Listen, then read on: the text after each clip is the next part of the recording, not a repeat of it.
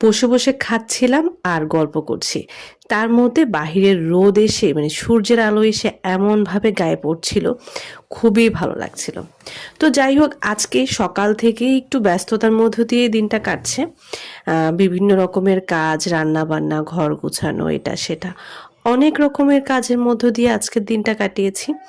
আর খাচ্ছিলাম হচ্ছে পালং শাক দিয়ে ডাল রান্না করেছিলাম। শাক রান্না করলে আমার বাসায় কেউই তেমন একটা পছন্দ করে না, আর আমার মেয়ে তো খেতেই চায় না। তো যাই হোক, আজকের শাকটা কিন্তু খুবই মজা হয়েছিল। পালং শাক দিয়ে ডাল আমার কিন্তু ভীষণ পছন্দ। নর্মালি আমি শাক খুব একটা খেতে পছন্দ করি না। এই ফিল্টারটাতে ওকে দেখতে খুবই হাস্যকর লাগছিল, ক্যামেরা ঘোরানোর সাথে সাথে ফিল্টারটা ওর কাছে চলে গেল। তো যাই হোক, এই তো সকাল থেকে নানান রকমের ব্যস্ততার মধ্য দিয়ে আজকের দিনটা শুরু করেছি। সামনে কিন্তু রমজান মাস চলে আসছে, তো রমজান উপলক্ষে একটু তো ব্যস্ততা বাসায় সবারই একটু বেশিই থাকে। তো আমিও জাস্ট খালাকে দিয়ে আমার ঘর টরগুলো একটু গুছিয়ে নিচ্ছিলাম, একটু ঝাড়ু ঝাঁটা দিয়ে নিচ্ছিলাম। ঝুল হয়েছিল অনেক, সেগুলো করিয়ে নিচ্ছিলাম, রুমটাও একটু গুছাচ্ছিলাম। কারণ আসলে এই ভারী কাজগুলো প্রতিদিন করা হয় না, আর খালাদের তো থাকে অনেক ব্যস্ততা। খালাদেরকে কিন্তু ওরকমভাবে পাওয়া যায় না, ওনাদের আজকে এটা কালকে ওইটা, এরকম অনেক ব্যস্ততার মধ্য দিয়ে তাদের দিনটা যায়। প্রতি বছরই রমজান আসার আগে আগে আমি ঝাড়ু ঝাঁটা, কাপড় ধোয়া, ঘর গুছানো এই কাজগুলো একটু নিজে করি না, খালাকে দিয়ে করিয়ে থাকি। মানে একটু ক্লিনিং এর ব্যাপারটা শিওর হয়, কারণ আসলে নামাজ পড়া, নামাজে খোলা পরিষ্কার করা, এই কাজগুলো হচ্ছে সবকিছুই হচ্ছে রোজার আগে আগে শেষ করি।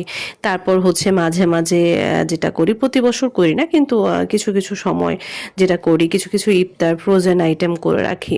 তো যাই হোক, এই বছর আমার আসলে এমন কোনো প্রিপারেশন নেই, ইফতারের কোনো আইটেমই ওরকম ভাবে করিনি।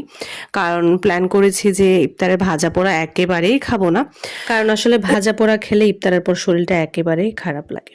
তো যাই হোক, বিকেল টাইম বসে বসে চকলেট খাচ্ছিলাম আমি আর আমার মেয়ে। এই চকলেটগুলো, অনেকগুলো চকলেট, অনেকগুলো গিফট ইটালি থেকে একটা আপু পাঠিয়েছিল। তো বসে বসে চকলেট খাচ্ছি আর মেয়ের সাথে দুষ্টুমি করছিলাম। ওইদিকে খালা সব কাজ টাজ করছে, ঘর পরিষ্কার করছে। আচ্ছা, এখন বলেন তো আপনাদের কি অবস্থা? আপনারা রমজানের প্রিপারেশন কিভাবে নিচ্ছেন? আর কে কোথা থেকে আমার ভিডিওটা দেখছেন অবশ্যই কিন্তু আমাকে জানাবেন। আমার বাসায় আমি সারাদিন টুকিটাকি যে কাজগুলোই করি সেটাই আমি আপনাদের সাথে শেয়ার করি। আপনারা যারা যারা আমার ভিডিওগুলো দেখেন তারা অবশ্যই একটা করে কমেন্ট করবেন। আপনাদের কমেন্টগুলো পেলে আমার ভীষণ ভালো লাগে। আর আপনাদেরও যদি আমার ভিডিওগুলো ভালো লাগে থাকে তাহলে অবশ্যই লাইক কমেন্ট করবেন।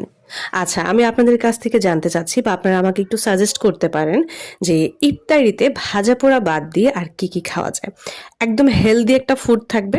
আমি চাচ্ছি না এবারের রোজায় আমি কোনো ধরনের ভাজা পোড়া খাই, কারণ পরবর্তীতে ইফতারের পর শরীর এত খারাপ হয়ে যায় তখন আর নামাজ পড়তে ইচ্ছে করে না।